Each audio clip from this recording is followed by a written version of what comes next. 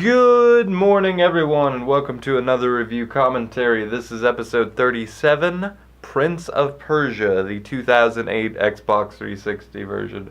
Our Prince of Persia, which we are starting in 3, 2, 1. Here we go. Anyway, so, again, we can see some goods and some bads. The lighting, the framing is good, the green screen is okay.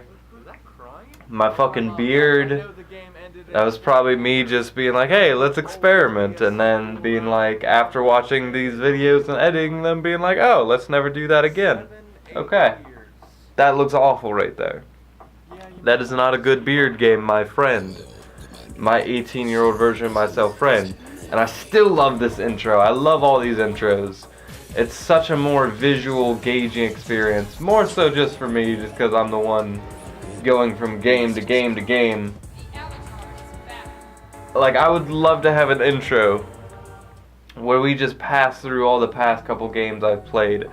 Legend of Zelda, Breath of the Wild, just played Catherine, just played God of War Ascension, Uncharted 4, like all the games that came out past this point in time.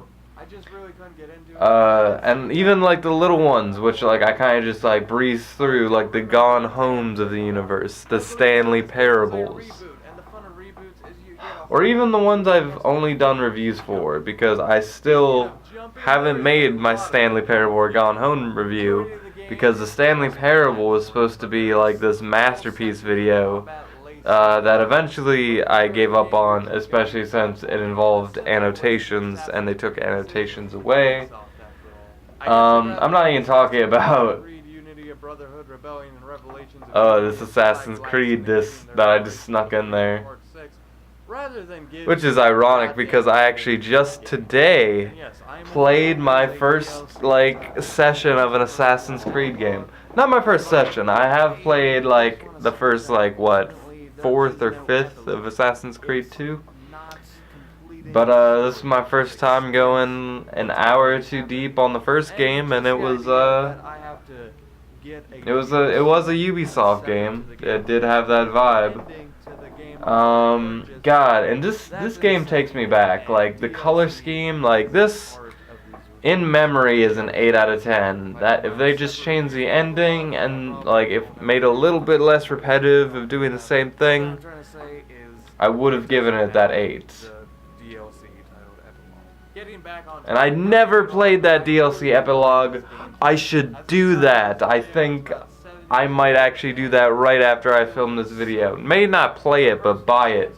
Because there's a couple DLCs that I've been like reserving in the back of my mind to play. And I don't think I had online when I reviewed epilogue or reviewed this game. I only have it on PlayStation right now because it's like, why have two, you know? It just doesn't seem socially smart, or not socially, economically smart.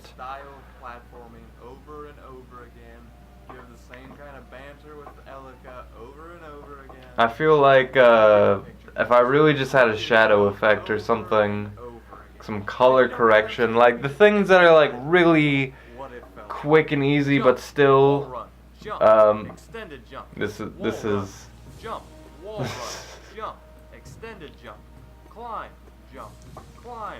wall run, jump, wall run, extended jump.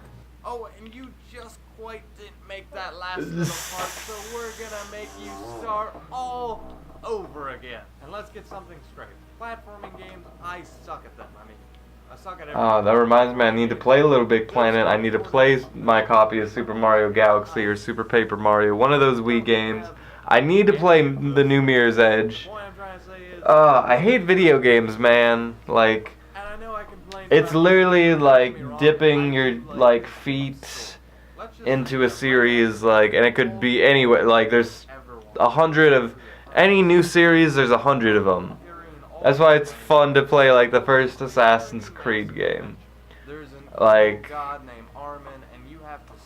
and I just played Infamous Second Son, another like just random part of the spectrum, like where we just jump and move. Another DLC I need to play. But the real heart and soul of this game is the prince and Ellen. Half of this game was seemingly back and forth between the Ella was actually a really great character. And I really liked, you know, the way they had you fight your girlfriend's dad to destroy, to save the world, but he ends up destroying it. Shrine? And the endless banter to this game. I give up. Soulless follower of Powerman. I am amazed no one threw you overboard on your sea trips. They could give banter, give two opinions, and start a real topic from there, and show two viewpoints of the same conversation. I love when game writers say, hey, let's write for a couple minutes some dialogue. Oh, yeah, Like, they just have, it's so unlike a movie where it's like you only get one line of dialogue for that scene. Like when Harry met Dumbledore, Hagrid, anything like that, they only have that one first impression, and they can only have so many lines throughout. But with a video game, you definitely get such a better sense of, it feels like you're getting the full experience of this relationship between these two characters. Like, I played basically like a 2 or 3 day, let's see, how long was this game? Like 10 hours? So let's just double that just because video games. 1 full day with this character who changed their life, and look at me holding up my game. I still have the achievements for that,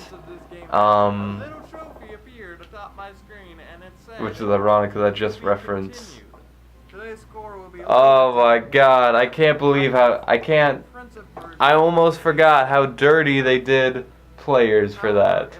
7 out of 10, this end screen looks great. With all that being said, I hope you all check out today's featured channel. Please subscribe. And this is when I got smart enough to say, hey, check out today's featured channel. I really needed to just kind of introduce that and talk about that more.